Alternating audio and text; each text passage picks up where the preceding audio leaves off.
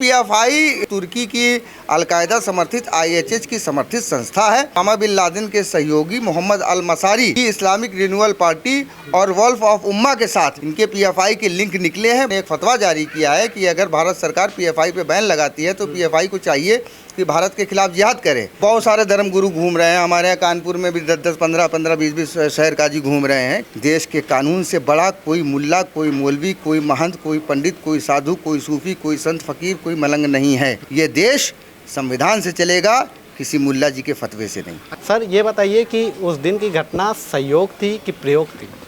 देखिए, पहले मैं आपको बता दूं, मैं मौलाना नहीं सूफी हूँ।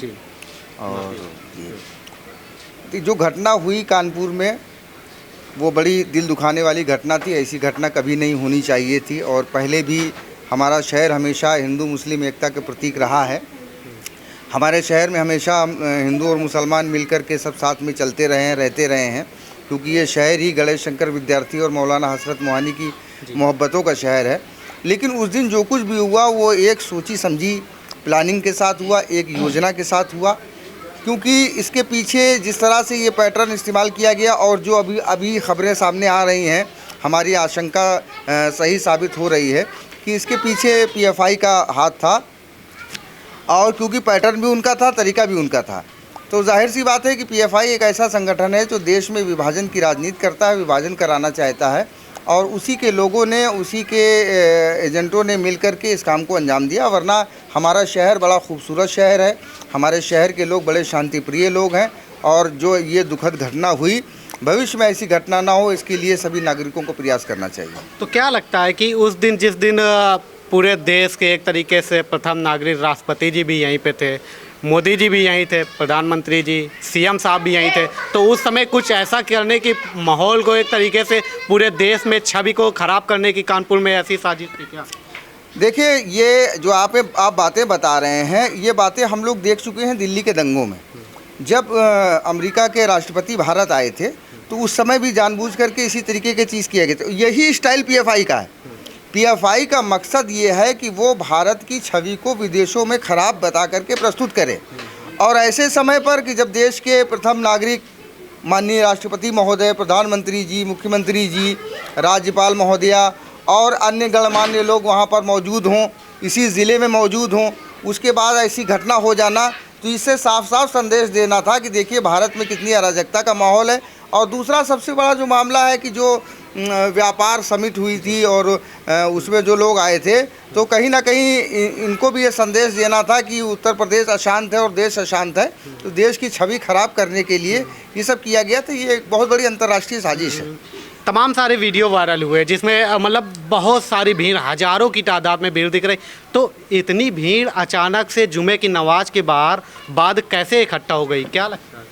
देखिए, ऐसा है, सबसे पहली बात तो ये है कि ये जितने कट्टरपंथी तत्व हैं, अराजक तत्व हैं, ये ऐसा मौका ही ढूंढते हैं, ऐसी चीज़ों को ही ढूंढते हैं संयोग से कि जिस दिन ऐसा था उस दिन शुक्रवार हो गया और इनको इनके मतलब की चीज़ मिल गई और इन्होंने ऐसा करके। और जैसे कि आपने अभी ये कहा कि ये इकट्ठा हो गई, ये इकट्ठा हो नहीं गए, इसके लिए कॉल की गई थी, बाकायदा पोस्टर लगाए गए थे। लेकिन सबसे बड़ी बात ये है कि ये कॉल की जा रही थी, पोस्टर लगाए जा रहे थे, तो हमारा खुफिया तंत्र कर क्या रहा था इसमें? भाई, छोटी से छोटी चीज़, अरबों रुपए, खरबों रुपए देश का संसाधन सुरक्षा में लगाया जाता है, देश की आंतरिक सुरक्षा के लिए लगाया जाता है, तो ये खुफिया एजेंसियाँ कर क्या रही थी? ये इन्होंने समय रहते इनपुट क्यों नहीं दिया और इतनी बड़ी घटना को अंजाम होने दिया गया? सूफी खानका एसोसिएशन लगातार पूरे देश में आवाज़ उठा रहा है। हम लोगों ने एक कैंपेन चला रखा है, पीएफआई ने 26 जनवरी से एक कैंपेन चलाया, सेव रिपब्लिक। तो हमने उनके कैंपेन को की पोल खोलने के लिए उनका पोल खोल अभियान चलाया हुआ है। चारों तरफ पूरे देश में हम लोग ये अभियान चला रहे हैं, पीएफआई का काला चिट्ठा खोलो अभियान। उसी अभियान के अंतर्गत देश के लगभग सभी राज्यों के पुलिस प्रमुखों को सूफी खानका एसोसिएशन ने पहले से सचेत कर दिया है कि ये इस तरीके की घटनाएं करेंगी। अभी हाल में ही जो राजस्थान, गुजरात और मध्य प्रदेश में घटनाएं हुई थी, इसके संबंध में भी हम लोगों ने लिखा था। बराबर कानपुर नगर जनपद में कमिश्नर साहब को, डीएम साहब को और पुलिस उपायुक्त दक्षिण महोदया को हम लोगों ने जा करके ज्ञापन दिए, उनको बताया, सब चीज़ों का इनपुट दिया। लेकिन उसके बाद भी वो ये सोचते हैं कि सूफी खानका एसोसिएशन 2, 4, 10, 5, 20, 50, 100 पागल सूफियों का संगठन है, इनकी क्या सुनना। तो हो सकता है कि यही बात हो, इसलिए इनके ये चीज़ें ना समझ तो में सर आए। क्या लगता है कि पीएफआई जिस तरीके से आपको लगता है क्या कानपुर में भी एक्टिव है और पूरे देश में एक्टिव है और हिंसा का माहौल बनाने का प्रयास करती रहती है? देखिए, पीएफआई जो संस्था है ये तुर्की की अलकायदा समर्थित आईएचएच की समर्थित संस्था है। और ये मैं नहीं कह रहा, ये एजेंसियों ने कहा है। भाई हम तो आम नागरिक हैं, हमको कहाँ से चीज़ें मिलेंगी? ये सब चीज़ें तो मिलेंगी जो सरकारी एजेंसियां उपलब्ध कराएंगी या न्यूज़ एजेंसियां उपलब्ध कराएंगी। इन्हीं चीज़ों से, इन्हीं तथ्यों से बात जानकारी मिली कि तुर्की के अलकायदा समर्थित आईएचएच के साथ इनका लिंक है। और अभी लेटेस्ट में ही इस्लामिक रिन्यूअल पार्टी जो सऊदी का जो आतंकवादी था ओसामा बिन लादेन के सहयोगी मोहम्मद अल मसारी की इस्लामिक रिन्यूअल पार्टी और वल्फ ऑफ उम्मा के साथ इनके पीएफआई के लिंक निकले हैं। बाकायदा वो समर्थन कर रहे हैं। उन्होंने एक फतवा जारी किया है कि अगर भारत सरकार पीएफआई पे बैन लगाती है तो पीएफआई को चाहिए कि भारत के खिलाफ जिहाद करे। तो ये सब चीज़ों के बावजूद भी कि सारी चीज़ें स्पष्ट हैं कि पीएफआई का विदेशी आतंकवादी संगठनों के साथ संबंध है और उनके इशारे पर देश को तोड़ने का काम किया जा रहा है। इसके बाद भी सरकारें खामोश हैं, कोई कार्रवाई नहीं कर रही हैं। तो कहीं ना कहीं ये शंका का विषय है। जिस तरीके से कानपुर बंद का ऐलान किया गया था, बंद शायद नहीं हो पाया, इस वजह से किया गया होगा कि बंद उस दिन कानपुर बंद का ऐलान किया गया था और बंद नहीं हो पाया, इस वजह से वहाँ पे हिंसा भड़क गई। क्यों नहीं बंद हुआ? देखिए, अब ये इसके बारे में क्या कारण है, बंद हुआ कि नहीं तो हुआ? मतलब कोई भी बंद बुला सकता है क्या इसके लिए? ये तो अब इस पे सरकारों को सोचना चाहिए कि इस पर कोई एक कानून बनाए कि जिसको देखो वो बंद बुला रहा है और धरना दे रहा है, प्रदर्शन कर रहा है, इसकी संख्या लिमिटेड होनी चाहिए। और जो धरना देने के स्थान हैं, जो प्रदर्शन देने के स्थान हैं निर्धारित किए गए, वहीं पे धरना और प्रदर्शन होना चाहिए जैसा कि लोकतांत्रिक नियम है। और आम जनमानस को किसी भी तरीके की असुविधा नहीं होनी चाहिए। देखिए, विरोध करना प्रत्येक नागरिक का अधिकार है। जिसने भी ये घटना को अंजाम दिया, जिसने भी पैगंबर साहब की तौहीन की, वो कतई काबिल कबूल नहीं, काबिल बर्दाश्त नहीं है। किसी भी धर्म गुरु के साथ अपमानजनक टिप्पणी नहीं होनी चाहिए। किसी भी धर्म का, किसी भी धर्म प्रतीक का, किसी भी धर्म चिन्ह का अपमान नहीं होना चाहिए। और यदि ऐसा होता है तो उसकी कानूनी चाराजोई होनी चाहिए। और जो लोग विरोध प्रदर्शन कर रहे हैं उनको भी देखना चाहिए कि हम ऐसा कोई काम न करें जिससे देश की एकता और अखंडता खराब हो। कानून को अपना काम करना चाहिए, कानून अपना काम कर रहा है। और यदि आपकी बात सरकार नहीं सुन रही है तो आप कानूनन तरीके से अपना काम करिए, विरोध कीजिए, प्रदर्शन कीजिए, निर्धारित स्थल पर कीजिए, संवैधानिक छूट है। लेकिन इसका मतलब ये नहीं है कि हिंसा की जाए। हिंसा किसी भी प्रकार से स्वीकार नहीं की जाएगी। नुपुर शर्मा कहा जा रहा है जो प्रवक्ता थी बीजेपी की, उन्होंने एक तरीके से विवादित कुछ मौलवी साहब के लिए बोल दिया। उसके बाद एक तरीके से आक्रोश था, जन आक्रोश था। उसके बाद इस तरीके का बंद बुलाया गया था और उसके बाद हिंसा भड़की। तो जिस तरीके से नुपुर शर्मा ने, जैसे वो लोग विवादित मान रहे हैं उनके बयानों को, अगर ऐसे ही मान लीजिए हिंदू पक्ष भी विवादित मानने लगेगा, जिस तरीके से टीवी डिबेट में बैठ करके टिप्पणी की जाती है ज्ञान व्यापी को लेकर के, तो फिर अगर दोनों लोग ऐसे ही विरोध प्रदर्शन करते रहेंगे तो कब तक ऐसी चीज़ें कब तक जाएंगे? देखिए, सबसे बड़ी बात यह है कि अभिव्यक्ति के स्वतंत्रता के नाम पर पिछले 1 महीने से जो कुछ भी हो रहा है देश में, वो बहुत निंदनीय, बहुत शर्मनाक है। एक तरफ सोशल मीडिया से लेकर के टेलीविज़न तक हिंदू धर्म प्रतीकों का अपमान किया जा रहा है। तो उसके पश्चात देखिए जो डिबेट हुई, उस डिबेट को मैंने देखा था। पीएफआई की राजनीतिक संस्था एचडीपीआई का तस्लीम रहमानी वहाँ पर बैठा हुआ था। तस्लीम रहमानी के उकसाने के बाद नुपुर शर्मा ने बयान दिया। नुपुर शर्मा ने जो बयान दिया, उकसाने पर बयान दिया, लेकिन उनको ये बयान नहीं देना चाहिए। और उन्होंने ये बयान दिया तो उस बयान के बाद नुपुर शर्मा के खिलाफ एफआईआर दर्ज हो गई, कानूनी कार्रवाई हो गई। हमको कानून का सम्मान करना चाहिए। न्यायालय में जब मुकदमा दर्ज हो गया तो हमको इस बात की प्रतीक्षा करनी चाहिए कि न्यायालय क्या कार्रवाई कर रहा है। यदि न्यायालय कोई कार्रवाई नहीं कर रहा है तो हमको उसके ऊपर के न्यायालय में जाकर के चाराजोई करनी चाहिए। लेकिन इस तरीके से टेलीविज़नों पर बैठ करके बयान दे दिए गए, फिर दूसरे ने उसकी प्रतिक्रिया दे दी, फिर तीसरे ने उसकी प्रतिक्रिया दे दी, तो फिर यही प्रतिक्रिया चलते चलते वो देश का क्या होगा? आप कह रहे हैं कि संविधान और कानून के दायरे पर रह करके काम करना होगा दोनों पक्षों को, तो लेकिन मौलवी साहब हैं देवबंद पे, उन्होंने संसद बुलाई, वहाँ पे कह रहे हैं कि कानून मेरा रास्ता नहीं रोक सकता। जहाँ पे हमारी सरिया की ज़रूरत होगी वहाँ पे सरिया चलेगा। तलाक में हम सरिया मानेंगे और एक तरीके से जो सीए एनआरसी ये सब चीज़ें उस पर हम सरिया मानेंगे और वहाँ पे हमारा कानून रास्ता नहीं रोक पाएगा। देखिए, जो श्रीमान जी ऐसा कह रहे हैं, हम तो नाम भी नहीं लेना चाहते, क्योंकि हमारे और उनके अकायद भी बड़े मुख्तलिफ हैं, हम लोगों से कोई लेना देना भी नहीं।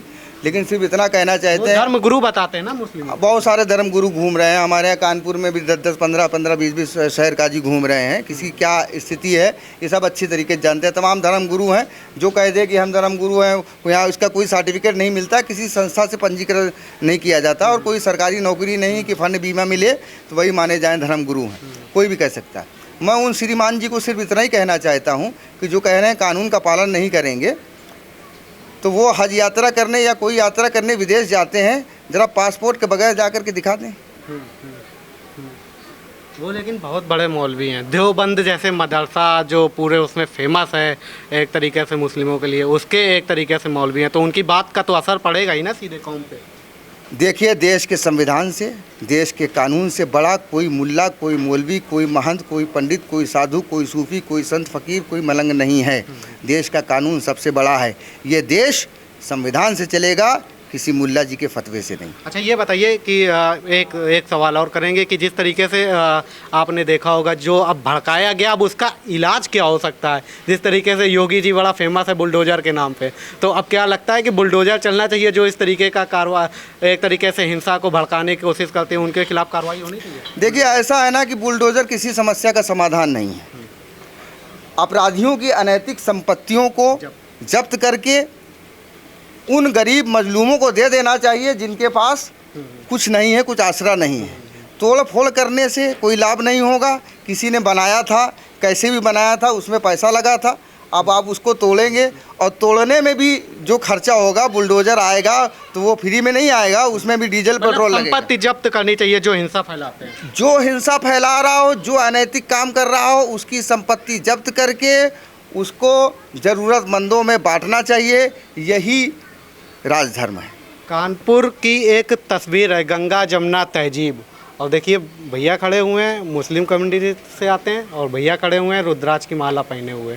तो यही खूबसूरती है, लेकिन इस खूबसूरती का बिगाड़ने का प्रयास किसने किया? आपसे बात करें, क्या नाम है? मेरा नाम गौरव त्रिपाठी है। तो त्रिपाठी जी, ये बताइए किसने इस खूबसूरती को बिगाड़ने का काम किया? ये जय चंदो की विचारधारा जो देश में चल रही है, पाकिस्तानी विचारधारा को, जो है PFI, SDPI, इस तरीके की संस्था जो हैं कट्टरवाद भारत के अंदर लेके आ रही हैं, ये वही विचारधारा है जो देश को विघटनकारी जो है बनाना चाहती है। अच्छा, आप लोग तो साथ में ही रहते होंगे हमेशा, तो आप लोग गले भी मिलते होंगे, खाना भी साथ खाते होंगे, तो तस्वीर जरा दिखाइए, तस्वीर जरा दिखाइए गले। मैं जो है अशफाकुल्लाह खान को जो है देखता हूँ इनके अंदर। बिल्कुल, मतलब ये तस्वीर है, मैं अपने कैमरे से यही तस्वीर दिखाने के लिए आया हूँ कि कानपुर को जो एक तरीके से हिंसा की आग में झुलसाने का प्रयास किया जाता है, लेकिन असली तस्वीर ये है कानपुर की, और इसी को बदनाम करने के लिए कुछ ऐसे लोग हैं जो प्रयास लगातार करते रहते हैं। हम लोगों का कहना है धर्म से बड़ा है अपना देश, और देश के प्रति जो है आपको जागरूक होना पड़ेगा, देश प्रेम, राष्ट्र प्रेम के अंतर्गत आना पड़ेगा। जब आप इसके अंतर्गत आएंगे तो आप हिंदू, मुस्लिम, सिख, ईसाई जो भी ये झगड़ा है ये इसी से ख़त्म हो सकता है। अगर आपको देश से ही प्रेम नहीं है तो आप मंदिर, मस्जिद, गुरुद्वारा और ये चर्च और इसी में जो है आप उलझे रहेंगे, और देश जो है, आप एक दंगा होता है 6 महीना, साल भर प्रदेश पीछे चला जाता है, शहर पीछे चला जाता है। शहर और प्रदेश दंगे से पीछे चला जाता है, तो इस तरीके से दंगे और इन तरह की हिंसा नहीं होनी चाहिए, क्योंकि इससे आम जनमानस का नुकसान होता है। जिस तरीके से देख रहे हैं कि कानपुर में इस तरीके की हिंसा की गई, उससे नुकसान आम पब्लिक का होता है। संविधान से बड़ा कोई नहीं है, शरिया और किसी तरीके का हुक्म, फतवा यहाँ पर इस देश पे चलने वाला नहीं है। ये असली तस्वीर दिखा रहा था, और इन लोगों का भी साफ तौर से कहना। फिलहाल अभी के लिए इतना ही, देखते रहिए द राजदल।